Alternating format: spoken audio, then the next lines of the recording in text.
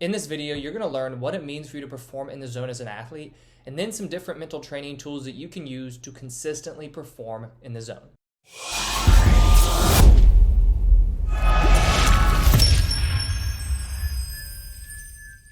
Have you ever experienced that feeling where you're just performing in the zone, you're flowing? If you have, then you know how incredible this feels as an athlete. Performing in the zone, it means that, number one, you're focused. You are fully focused on what you're doing in the present moment. When you're performing in the zone, this focus is not centered on the outcome. You're not so worried about what's going to happen because it's almost as if what you're doing and you are one. You are flowing, and so you're in the zone. You are focused on what you are doing in this moment. When you're in the zone, you are also performing freely. This freedom comes from the confidence and the trust that happens when you are completely focused and just performing in the present moment. A lot of times when you are performing and you're feeling fear, you're feeling anxiety, it comes from you worrying about what is going to happen. When you have more confidence and when your attention is more in the present moment, so you're more process focused, that means you're not going to be as focused on the outcome, so you're not going to have as much fear and you're not going to have as much anxiety. And then when you're in the zone, you are also present. Your mind is present. Like I said, when it comes to focus, you're not thinking about what is going to happen. You are just completely present. You are here and now. You are one with what you're doing. It feels good to perform, even if you're doing something like a long distance run. When you're in that zone, it almost feels good just to be competing and you don't feel the pain as much because you are just completely flowing with what you're doing. So that's what it means for you to be in the zone. And it's no accident that when you're confident, focused, and thinking about the present moment, you're going to reach peak performance.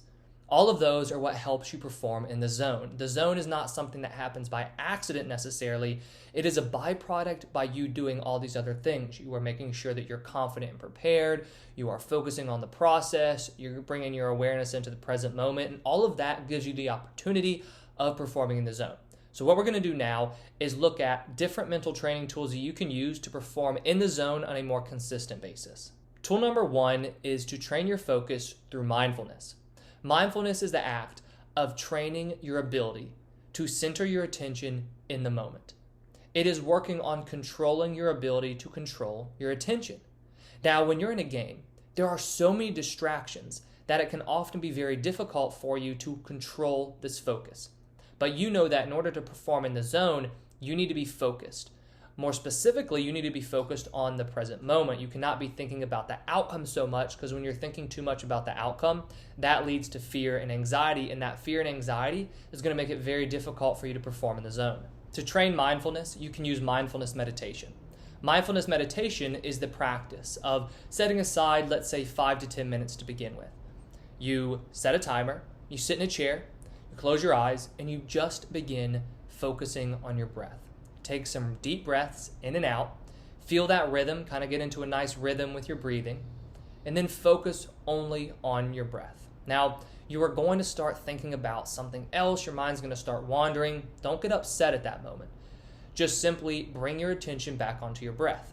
Because the interesting thing about training mindfulness is if we're working to increase your ability to control your focus, well, that situation where you find yourself thinking about something else, you notice that. Then you pull your attention back to the present moment. That right there is training yourself to control your focus because you're training your ability to notice when your attention drifts and bring it back into the present moment. Because your focus is never going to be perfect. So you want to make sure that you're strengthening that ability to notice when it is drifting and then bring it back to what you want to be focusing on right now. So that's tool number one, is to train focus through mindfulness. Tool number two is to increase your confidence through visualization. Visualization is a sports psychology tool that we can use to train your skills and improve your confidence by imagining yourself performing in your mind. What you're going to do to perform visualization is to sit down in a chair like you did for mindfulness, or you can lay on a couch, for example. Close your eyes and take a few deep breaths. Then imagine yourself performing. When you imagine yourself performing, there are a few specific keys that you need to keep in mind. Number one, make sure that you are imagining yourself as if you were performing. Try not to see yourself perform and actually be doing the performing. So take it more from a first person point of view, just like when you're actually performing your sport. Then you want to be getting into as much detail as you can. Really get into what's the field look like, what's the court look like, Who's there? Who are you playing? If you can get into as much detail as you can, that's going to help the visualization seem more clear and real to your mind. Number 3 is bring emotion into it.